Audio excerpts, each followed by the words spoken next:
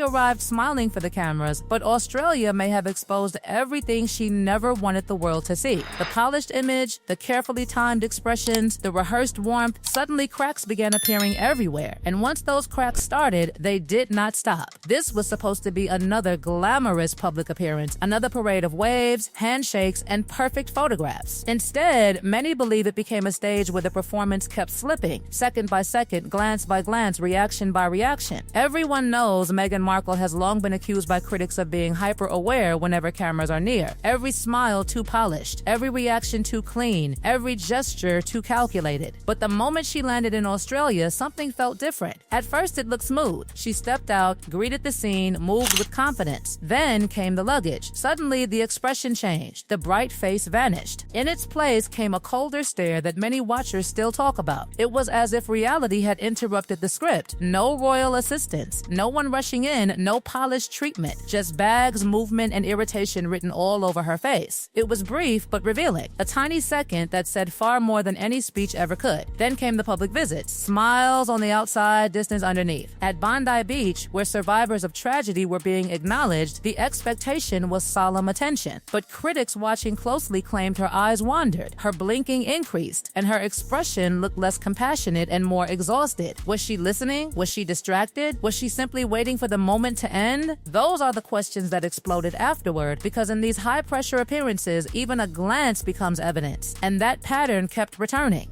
At exhibitions and guided tours, while explanations were being given, she appeared to some as if she were enduring the moment rather than embracing it. Harry seemed engaged. She seemed distant, nodding, smiling, breathing deeply, looking like someone counting the minutes until freedom. Critics saw boredom. Supporters saw fatigue. But the camera captured the ambiguity, and ambiguity always feeds gossip. Then came one of the most talked about moments, the smile drop. Public figures know the game. Greet, smile, wave, repeat. But in one greeting line, while Prince Harry interacted with people, her face reportedly shifted the second attention moved elsewhere. The grin dissolved into something colder, sharper, more watchful. It was not what she did. It was how quickly she did it. That speed became the story. Because when expressions switch instantly, people start asking which face was real. At a veterans museum, another moment raised eyebrows. She appeared disengaged near children until noticing cameras nearby, then suddenly moved with warmth and involvement. Was that unfair interpretation? Maybe. But once a narrative forms, every movement is judged through it. And in Australia, the narrative was becoming brutal, authentic when unseen, affectionate when watched. There were also whispers that the tour itself drained her. Hair adjustments, forced smiles, tired posture, quick recoveries after blank expressions. Some believed she looked like someone trapped inside obligations she no longer wanted. Others argued anyone would feel exhausted under constant scrutiny. But exhaustion itself became another clue in the gossip storm. Then, one hospital moment sent critics into overdrive. She was smiling, everything seemed normal until a woman approached from behind and touched Harry's back. In an instant, viewers claim Meghan's face hardened, a long stare, a blink heavy with meaning, a flash of something possessive, territorial, furious. Maybe it lasted seconds, maybe less, but seconds are enough when millions replay them frame by frame. Even more controversial were claims that sympathy itself looked conditional. During a children's hospital visit, critics alleged she appeared to search for cameras before fully expressing concern. Whether true or exaggerated, the accusation landed hard. Was compassion spontaneous or staged for the lens? In celebrity culture, that question can be devastating. And then came the line that still echoes in gossip circles, the reported impatience during a hospital stop, a children's ward, a humanitarian setting, and allegedly the words, "Let's make it quick."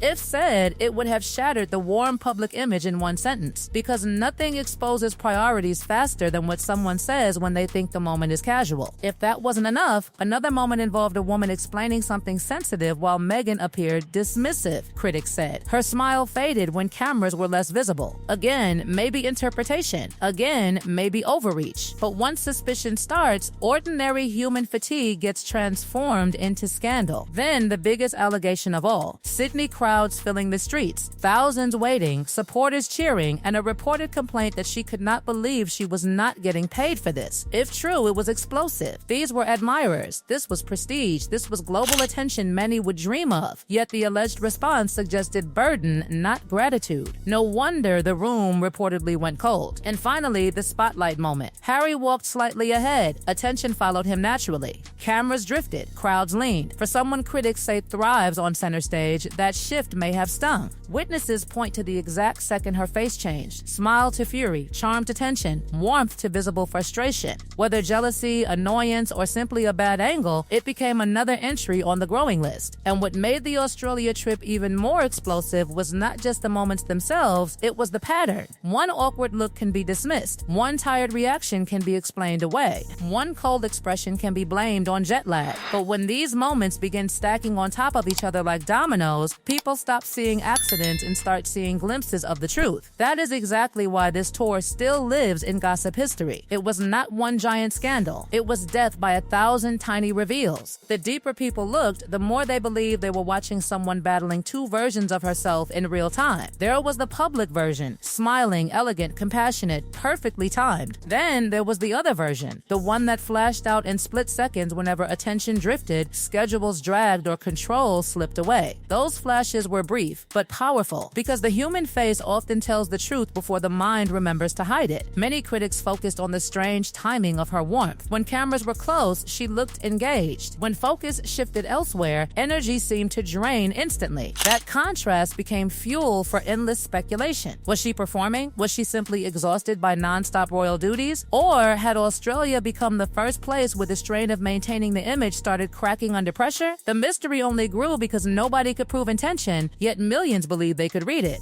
And then there was the tension around Harry. Throughout the trip, watchers claimed she seemed hyper-aware of who stood near him, who touched him, who received his attention, and who drew cameras away from her. Whether fair or unfair, that perception created another dangerous narrative, that this was not a relaxed couple enjoying a public tour, but a relationship already filled with subtle power struggles. Every delayed smile, every sharp glance, every repositioning beside him became evidence in the court of public opinion. But some of the harshest reactions came from Australians themselves, who expected gratitude and warmth during hospital visits, memorial stops, and public greetings. Crowds had shown up, children had waited, supporters had hoped for genuine connection. So when critics claimed she looked impatient or disengaged, disappointment turned personal. It was no longer celebrity gossip. It became about respect. That is when backlash becomes louder, because people forgive arrogance toward elites more easily than coldness toward ordinary people. What truly haunted this tour, however, was the feeling that she never seemed fully present.